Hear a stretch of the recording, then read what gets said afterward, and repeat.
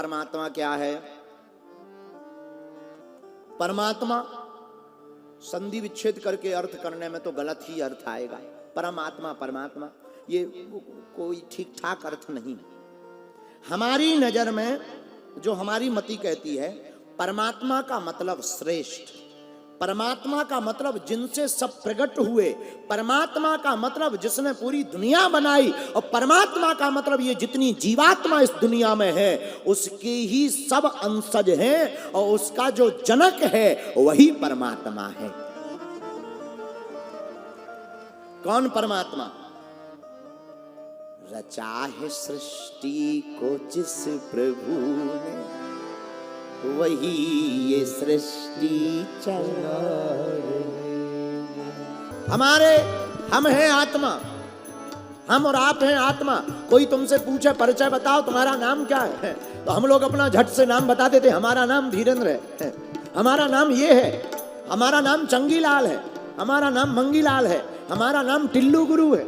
और नाम तो ऐसे ऐसे रखने लगे इंसान के, हनुमान जी बचाएं। एक व्यक्ति अपने बालक का नाम, मोटा ताजा बालक, 320 केजी का छोटा सा 8 साल का बालक, 320 केजी का, हमने पूछा नाम, बोले गुरुजी टुक टुक। बताइए, नाम ऐसे रख लेते। लेकिन क्या ये सही परिचय है? विचार करो, क्या तुम्हारा नाम सही परिचय है? नाम तो कुछ भी रख देते, इसका मतलब हम जो रख देते वो कह सकते, पर परिचय नहीं है। ये परिचय कुछ और है। बोले परिचय क्या? बोले जाति हमारी आत्मा, प्राण हमारा नाम, अलख हमारा इष्ट है, गगन हमारो ग्राम। तो बोले परिचय क्या? बोले परिचय हमारी जाति, हमारा नाम आत्मा है। और परमात्मा है बनाया किसने? बोले परमात्मा ने। तो बोले बहुत अच्छी बात ये हो गई कि आत्मा में ही परमात्मा है, और परमात्मा में से ही आत्मा है, और जो अपनी आत्मा में परमात्मा को प्रकट कर लेता है वही जीवन जन्म सिद्ध कर लेता है। और ये काम हनुमान जी ने कर लिया। राम लखन सीता मन बसिया, राम लखन सीता मन बसिया, राम लखन सीता मन बसिया। बोलो बोलो बोलो। राम लखन सीता मन बसिया। राम जी कौन? राम है पूर्ण परब्रह्म परमात्मा। और पूर्ण परब्रह्म परमात्मा को हृदय में प्रकट किसने किया? हनुमान जी ने। बोले कैसे? प्रभु चरित्र सुन बेको रसिया, प्रभु चरित्र सुन बेको रसिया। जो भी कथा सुनेगा, कथा में बैठेगा, कथा का चिंतन करेगा, कथा को चरित्र में उतारेगा, उसकी आत्मा में परमात्मा को प्रकट होना ही पड़ेगा। इसीलिए दोनों हाथ उठा करके श्री राम जय राम जय जय राम,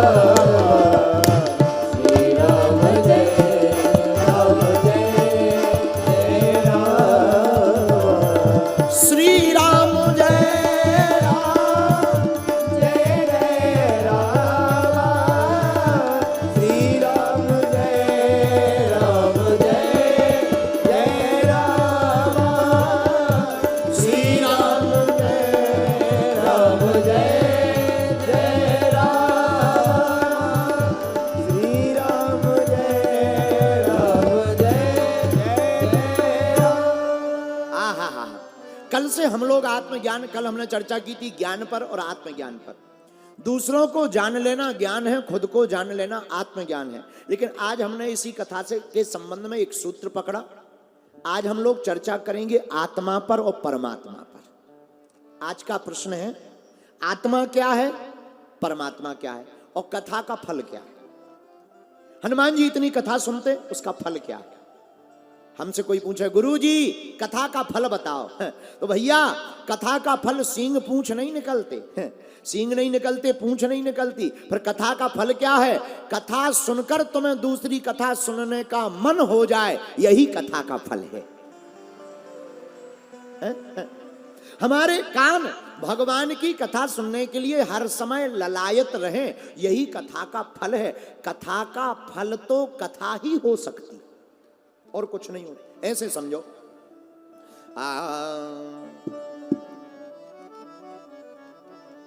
राम जी बजाते रहो, बजाने की ही दक्षिणा है, ना बजाने की क्या हलवा। श्री राम श्री राम। आहा, राम जी वनवास गए, तापस वेश विशेष उदासी, 14 बरस राम वनवासी। 14 साल वनवास के लिए राम जी बन गए। प्रयागराज के महात्माओं ने राम जी के दर्शन किए। दिन और रात महात्मा प्रभु की याद में रो रहे, आंखों में आंसू भरकर। अखियां हरि दर्शन की प्यास, आंखों में आंसू भरकर प्रयागराज के महात्मा रो रहे कि प्रभु राम हमें मिले। और रो करके उनके भाग्य खुल गए कि राम जी वनवास के बहाने अपने भक्तों से मिलने आए। किसी ने भगवान से पूछा कि आपको अवतार लेने की क्या जरूरत, आपकी इच्छा मात्र से ही जब प्रलय हो सकता है तो आप इच्छा मन में करो और रावण को मार दो, आपको मनुष्य बनकर आने की क्या जरूरत है। भगवान ने बड़ा प्यारा जवाब दिया। पता है भगवान क्या बोले? भगवान बोले, भैया ना तो हम रावण को मारने आते, ना हम कंस को मारने आते, फिर आप किस लिए आते हो? भैया हम तो इस पृथ्वी पर अवतार अपने भक्तों के दर्शन करने के लिए आते हैं। पर राम जी, भक्त तो तुम्हारे दर्शन के लिए ललायत रहते, आप कहते हैं हम भक्तों के दर्शन के लिए आते। राम जी कहते, जितना भक्त हमारे दर्शन के लिए ललायत रहता, उससे 60 गुना ज्यादा हम अपने भक्त के दर्शन के लिए ललायत हो जाते हैं।